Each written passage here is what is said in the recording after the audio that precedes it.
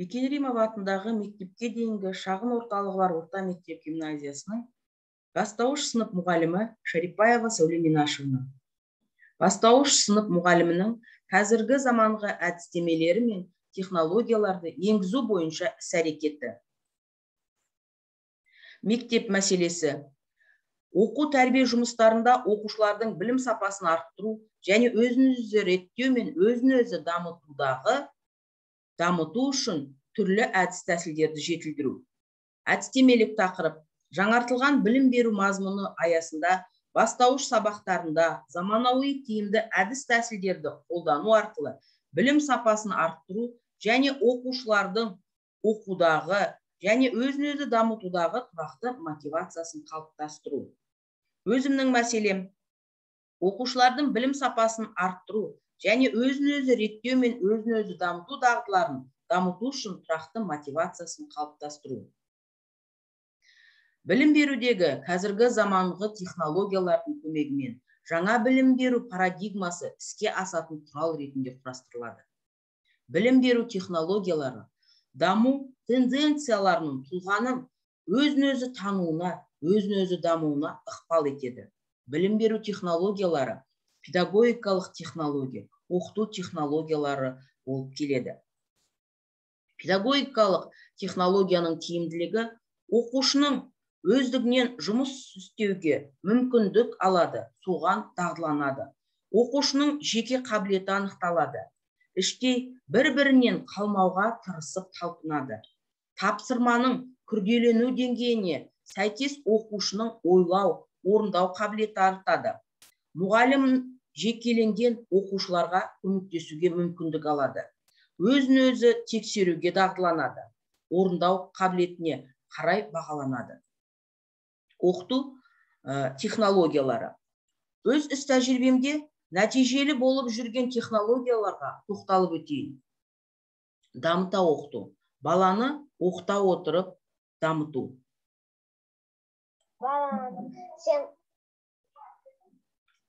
Қай баласың? Сен қай баласың? Мен сіздің үйіңізде жоғарғы жағындағы көшеде тұрамын. Сіздің Сашаңыз екеуміз бірге бір сыныпта оқимыз, деді бала. Сын тұрғысынан оқыту, сыни ойлау, өзіндік ойлау. Сәйкестендір айдары. Осы жерде мәтінде сәйкес келетін сурет қайсысы? Бірінші сурет. Бірінші сурет. Неліктен? Ақпараттық оқыту, жаңа ақпаратты алу үшін мәліметтер жинау. Қоңқырбайұлы Әубәкір туралы мағлұмат іздеп жатырмын. Өйткені алдыңғы сабақта біз ол туралы мәтін оқып едік. Енді ғарыштар туралы көп білгім келеді.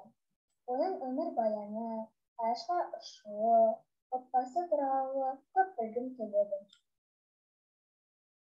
Ұжымдық оқыту, жекелей, жұптық, ұжымдық тәсілдері.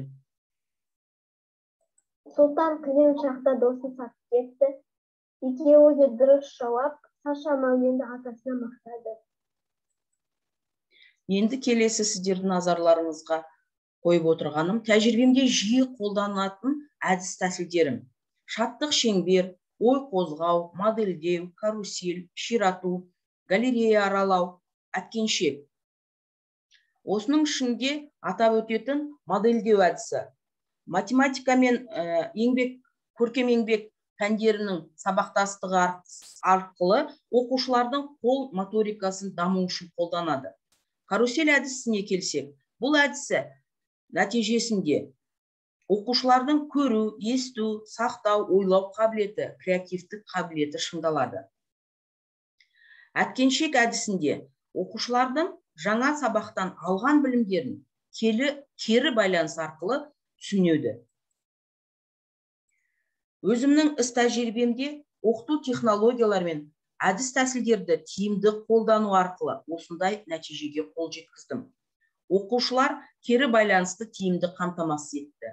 Оқушылар өз-өздерін бағалай алды.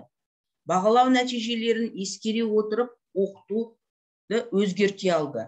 Оқушылардың өзіндік оқуда белсенді қатысты. Оқушылар кері байланысты тиімді қамтамасыз етті. Осы нәтиженің қорытындысымен сыныбымның білім сапасы осындай дәрежені көрсетті. Мониторингта барлығы айқын көрсетіліп тұр. Назарларыңызға рахмет.